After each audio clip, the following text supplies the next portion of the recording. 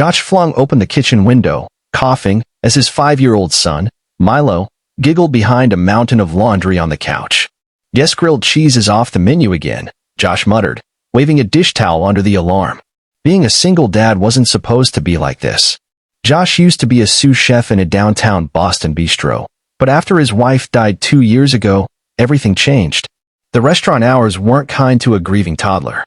So he quit, picked up part-time jobs, and learned to cook with a child on one hip and a pile of bills on the counter. They lived simply in a cramped apartment above a bookstore. Every day was a balance of daycare pickups, dollar store groceries, and late-night dishwashing shifts. Still, Josh never complained. He was raising a kind, curious boy. That was enough. Until one rainy Tuesday changed everything. Josh had just picked Milo up from daycare when he noticed a black SUV pulled over with hazard lights flashing. A woman stood outside, drenched, trying to calm a little girl in a tutu and gold sneakers who was screaming at the top of her lungs. "Peas are disgusting. I'm not eating anything," the girl yelled, kicking at the car door. Josh almost walked past. He had pasta to cook and overdue rent to ignore. But something stopped him. Maybe it was the look on the woman's face, frustrated, exhausted, helpless. The same look he wore when Milo had a meltdown over mismatched socks. He hesitated, then stepped closer. "Rough day." The woman looked up, startled. Her heels were soaked. Designer bag clutched tightly. Her expression softened when she saw Milo waving shyly. "Sorry. My daughter hasn't eaten anything but toast in 3 days. Her nanny quit, and I'm late for a board meeting." Josh nodded. "Mind if I try something?" She blinked. "You cook." "Used to. I might still have a trick or two." That night, Josh cooked a simple meal. Homemade chicken nuggets coated in crushed cornflakes for crunch, roasted sweet potato fries, and a little dish of honey mustard he called magic sauce. He served it to Ava, the little girl, at their tiny kitchen table. She crossed her arms, glared at the plate, and took a bite. 10 minutes later, her plate was clean.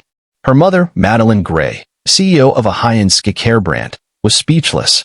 "I've hired chefs from 5-star restaurants who couldn't get her to eat." Josh just smiled and poured her a cup of tea. Sometimes kids just need to feel at home. Over the next few weeks, Madeline kept showing up. First, with thank you flowers. Then, with Ava for just one more dinner. Soon, it became routine. Tuesdays and Thursdays, they'd eat together. Milo and Ava became inseparable. Josh, always in his apron, shared stories, fed them wholesome meals, and reminded Madeline to slow down. For the first time in years, her world felt human. No staff. No assistants. Just laughter, spilled juice, and a man who looked at her like she wasn't a brand, but a person. Then came the night that changed everything. Madeline had a rough day. A PR crisis. An investor pulling out. She arrived late, visibly shaken. As they sat down to eat, Josh placed a bowl of lentil stew in front of her and said, gently, "You don't always have to be strong."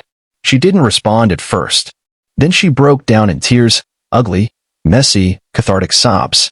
Milo handed her a napkin. Ava held her hand. And Josh, without a word, just sat with her. That night, after the kids were asleep on the couch, she looked at him across the flickering candle on the table. "I don't want to leave." He met her eyes, his voice quiet. "Then stay." A month later, she did more than stay. She proposed.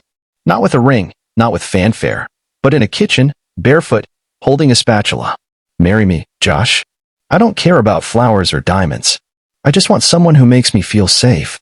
Someone who knows the difference between magic sauce and store-bought." Josh laughed, blinking back tears. "Only if you promise never to put peas on our plate again." They got married the following spring in the park across from the bookstore. No tuxedos. No press. Just family, friends, a food truck, and 2 kids dancing in the grass.